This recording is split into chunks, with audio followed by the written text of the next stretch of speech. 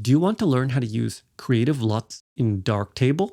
Here's an example of a photo without a LUT applied, and here is one with a LUT applied. But what is a LUT? It's a giant lookup table that transforms colors in your photo into other colors using a different transformation matrix for each one of a huge number of points in your color space. Therefore, a LUT can do very different things to different colors. Here's how to use them in Darktable. Step 1. Find some LUTs. There are millions on the internet, but I downloaded some free ones from ON1's website. I've put a few links in the video description. Beware that tons of free LUT websites will want your email, so get a disposable email first, or you'll get endless amounts of spam.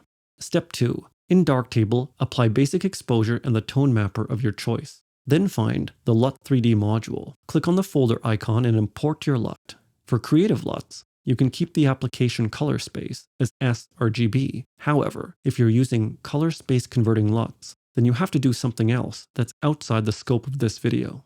Step 3. Now, just edit your photo as you like. But if you find the effect of your LUT too strong, feel free to click on the blend option and reduce the opacity of the LUT. In this way, you can combine multiple LUTs by duplicating the LUT 3D module.